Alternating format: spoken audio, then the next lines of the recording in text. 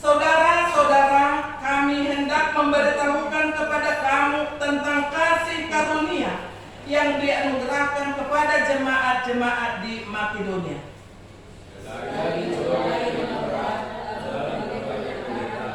Sukacita mereka meluap, dan meskipun mereka sangat miskin, namun mereka kaya dalam kemurahan. Aku bersaksi bahwa mereka telah memberikan menurut kemampuan mereka, bahkan melampaui kemampuan mereka.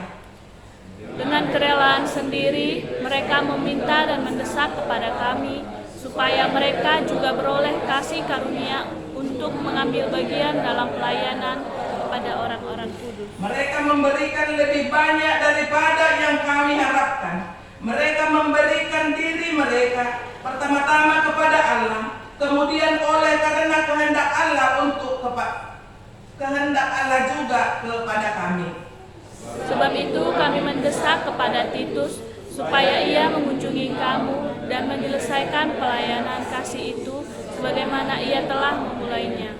Maka sekarang sama seperti kamu kaya dalam segala sesuatu, dalam iman, dalam perkataan, dalam pengetahuan, dalam kesungguhan untuk membantu, dan dalam kasihmu terhadap kami, demikianlah juga hendaknya kamu kaya dalam pelayanan kasih ini. Sekian pembacaan firman Tuhan. Kita sambut firman Tuhan. Firman-Mu mencari terang.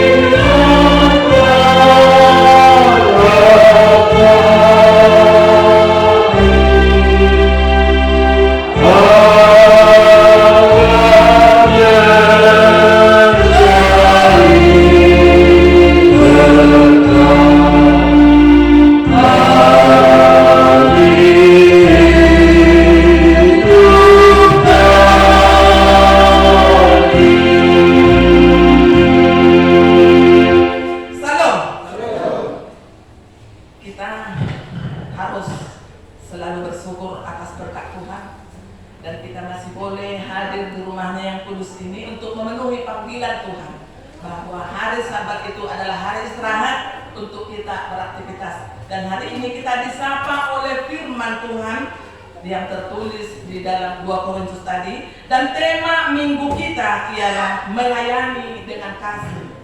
Bapak Ibu jemaat Tuhan yang dikasihi di dalam nama Tuhan Yesus Kristus, yang dikatakan di sini melayani, langsung terlintas di pikiran dan benak kita bahwa yang namanya melayani, dilayani,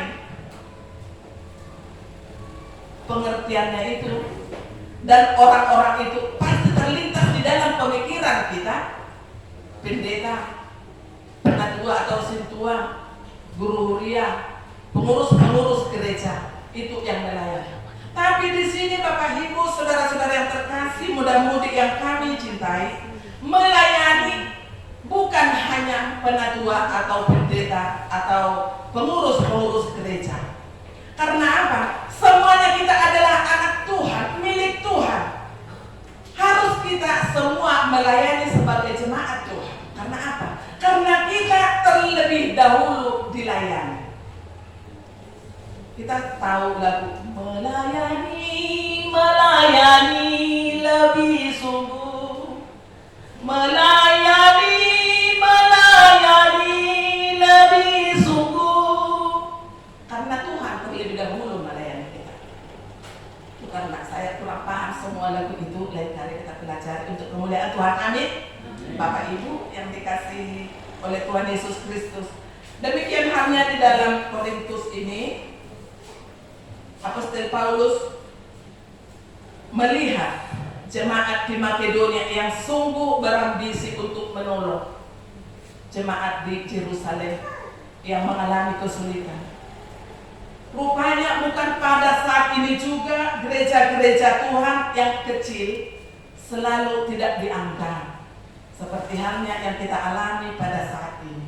Berarti dulu pun pada abad yang pertama sudah ada mengalami penghinaan gereja-gereja yang kecil. Sudah kita lihat pada saat ini juga rupanya di dalam kitab ini pun ada yang seperti itu. Dari judul di ayat di bindu yang ketujuh ini, sukacita sesudah duka cita. Itulah yang dialami mereka. Di dalam yang ke-8 ini, pelayanan kasih. Diminta kita pelayanan kasih. Bagaimana, yang seperti apa melayani dengan kasih. Bapak Ibu saudara-saudara yang terkasih di dalam nama Tuhan Yesus Kristus, Apostel Paulus mengatakan melihat kepada jemaat Korintus yang kita ketahui di dalam sejarah kekristenan bahwa mereka adalah daerah yang sangat kaya, yang industrial, penuh dengan kekayaan adat, segala sesuatunya dicukupkan di jemaat Korintus. Tapi apa yang terjadi ketika mereka mengetahui jemaat di Yerusalem? Mereka berat untuk menolong, berat untuk membantu. Karena apa? Ada sesuatu hal yang mereka rasakan pada saat itu, bahwa yang ada pada mereka itu adalah hasil kemampuan atau hasil olahan pemikiran mereka sendiri, tidak mau berbagi. Bapak Ibu saudara-saudara yang terkasih di dalam nama Tuhan Yesus Kristus. Jadi yang orang yang bermurah hati, yang senang itu, yang bersukacita, yang kaya itu yang seperti apa? Jemaat Korintus tidak mau berbagi. Itu bukan kaya. Yang mau kaya itu yang mau berbagi. Kan Bunda Teresa pun ada di dalam sejarah itu. Bunda Teresa atau Mother Teresa. Kekayaan itu akan hilang apabila kita tidak berbagi. Kepintaran kita pun akan hilang kalau kita tidak berbagi ilmu kepada orang lain. Betul kan? Betul. Unang tasipan hamaloon na dinitai. Kalau tinta sajodoy. Berkat itu pun kalau hanya untuk kita sendiri, itu tidak akan berkembang. Tidak ada menanamkan kebaikan untuk yang lain. Batas kebaikan itu batas di situlah. Itu yang diminta dari kita pada minggu ini melalui khotbah itu. Saudara-saudara, kami hendak memberitahukan kepada kamu tentang kasih karunia yang dianugerahkan kepada jemaat-jemaat di Makedonia. Jemaat Makedonia itu jemaat yang miskin, jemaat yang dikucilkan, jemaat yang dihina. Tapi dia sungguh peduli ketika mereka mengetahui bahwa jemaat di Yerusalem mengalami kehidupan yang pahit, musim paceklik di situ. Mereka yang langsung berambisi, berantusias sebagaimana mampu mereka dan keikhlasan mereka untuk menolong jemaat di sana, karena mereka merasakan bahwa mereka itu satu perasaan, satu ciptaan Tuhan, satu sepenanggungan di dalam kehidupan.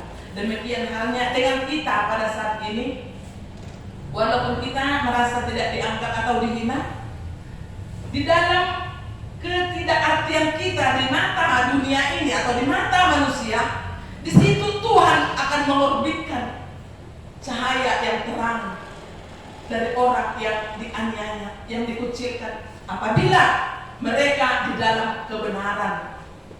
Untuk itu Bapak Ibu saudara-saudara yang terkasih di dalam nama Tuhan Yesus, kalau untuk dunia ini kita jangan terlalu pusing, tidak usah terlalu. Karena apa?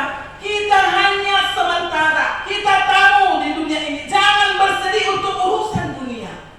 Ingat hidup kita sebagai tamu. Cukuplah kita hidup seperti air putih, nampak tidak begitu berarti, tapi semua orang membutuhkan. Jangan kita terlena juga seperti yang Amang Sirait kemarin, bahkan minggu lalu. Apabila sesuatu itu manis, jangan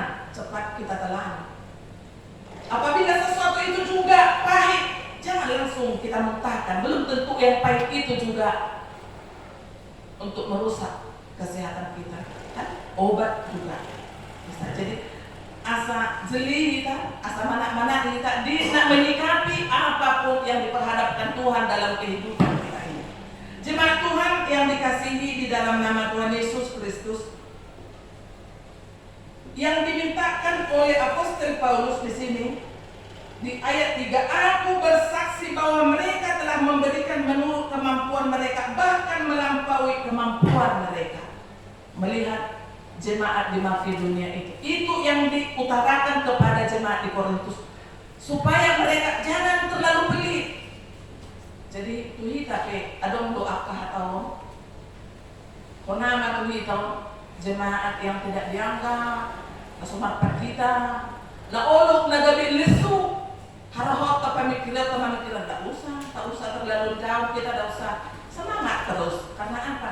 Di dalam kelemahan kita itulah Tuhan akan memberikan kekuatan kepada kita. Karena apa? Karena kita sadarkan segala harapan kita hanya kepada Tuhan.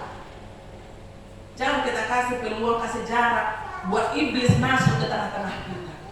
Seperti sekarang bangku-bangku kita pada kosong. Urusan apa saudara kita? Tapi kita yakinkan kepada Tuhan. Tetap kita doakan mereka dalam penjagaan pemeliharaan Tuhan. Dan untuk hari yang akan datang mereka terpanggil untuk disapa oleh firman Tuhan. Bapak Ibu saudara-saudara yang terkasih di dalam nama Tuhan Yesus Kristus, ada satu inspirasi buat kita. Ada satu orang tua. Bapak ini adalah seorang tukang beca, tinggal di satu gubuk yang sangat sederhana. Dia bertarung untuk mengayuh beca dayung untuk mencukupi kebutuhannya sehari-hari. Walaupun seperti itu susahnya dia mencari nafkah untuk menghidupi, melanjutkan kehidupannya setiap hari. Tapi Bapak itu tidak pernah jenuh, tidak pernah merasa lelah. Ingat, dia selalu akan panggilan Tuhan untuk dapat bersyukur, datang selalu ke gereja. Pada suatu ketika diumumkan di gereja bahwa ada biaya untuk mendirikan ruang untuk anak sekolah minggu dengan biaya yang cukup besar. Bapak tersebut dengan ikhlas setiap hari dia menabung dan pada saatnya dia serahkan kepada pengurus gereja.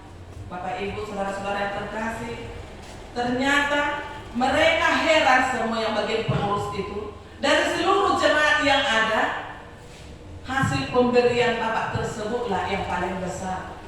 Dia memberikan dengan penuh ikhlas, bermurah hati karena Tuhan membutuhkan itu semua dari hasil cairannya itu.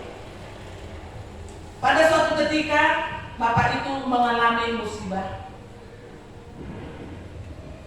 Gubuk yang dia tempati kena puting beliung dan hancurlah semua atapnya, berantakan.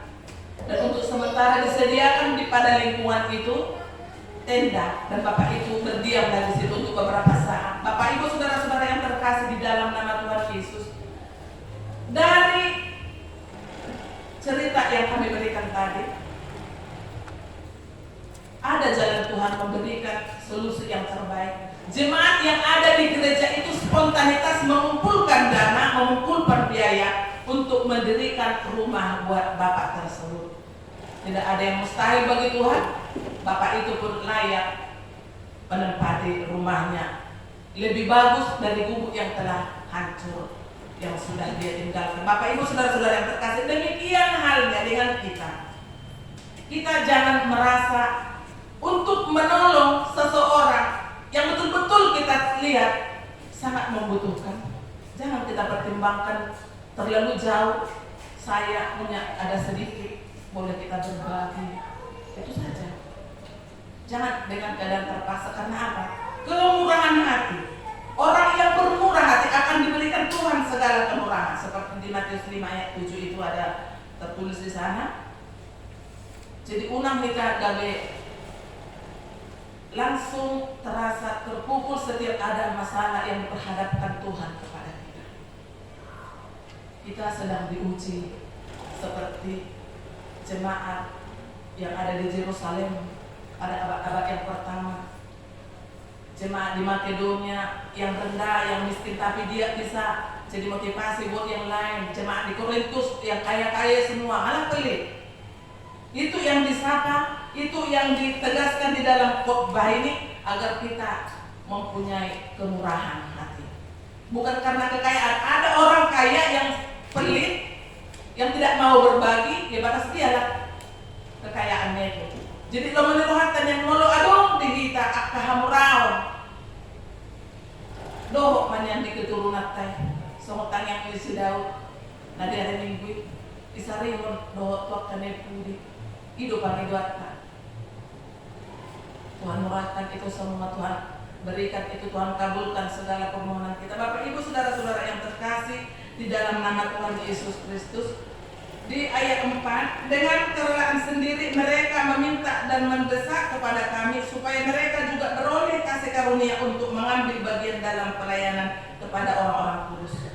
Jemaat di Makedonia itu miskin seperti itu, tapi mereka semua jemaat itu berambisi untuk melayani Tuhan. Jadi opep akan taroja rohana nagamit calon setua di son atau rudi mau perluasan.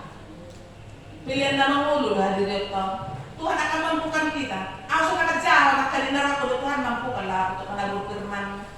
Dinaraku, kenapa? Segala sesuatunya tidak ada yang mustahil. Semua akan diberikan yang terbaik buat kita. Bapak Ibu saudara-saudara yang terkasih di dalam nama Tuhan Yesus Kristus, yang ayat kelima, mereka memberikan lebih banyak daripada yang kami harapkan. Mereka memberikan diri dengan pertama-tama kepada Allah. Papa julu mangalian hamulia tuta tuli bata baru tu akan nasi. Jadi tapi lihat nama ngulu na perjulu hadiri atoma amang lo kami nang song ni na pesotulo. Asa tadahi ka siula holong ni rohani Tuhan. Asa unang song alugo sabing tabay hatan ni Tuhan namanya pahita di setiap minggu. Di tanah Marcelongan di bagasan buang ni Tuhan kan. Song itu nang di ayat 6 sampai ke ayat 7. Maka sekarang sama seperti kamu kaya dalam segala sesuatu, kaya dalam iman, perkataan dan pengetahuan, dalam kesungguh-sungguhan untuk membantu dalam kasihmu terhadap kami. Demikianlah juga hendaknya kamu kaya dalam pelayanan kasih. Jadi melo talian do rohat tetapi liho do didita Tuhani. Totong terlibat gad do pasahaton namo se pilihan nata pasahaton na kita. Marhiti akaw lo ni tangan do na pinikrata. Isalani amang do tamuina. Totong takahubas taajak makayan akota lampasan hoto diri kehidupan di bata. Unang alani merasa kita mek do huli hakay pinaranganon songonod do. Tuhan mengetahui apa yang kita alami pada saat ini. Tapi aku yakin Tuhan tidak tidur. Seruan orang-orang yang benar akan didengar Tuhan. Sial parbua ni akak imata. Hasil dua-dua kita sudah semakin kita selami, sudah semakin kita yakin, kita aminkan. Akak tahirim salilimon. Tuhan satu persatu akan jawab. Amin. Kami yakin Tuhan akan memberikan dan menjawab itu semua seturut dengan kehendak-Nya. Di saat kita tak berdaya, kuasa Tuhan yang sempurna menjawab doa kita dengan mujizat nyata. Amin. Kita akhiri, kita nyanyikan firman-Mu berkati.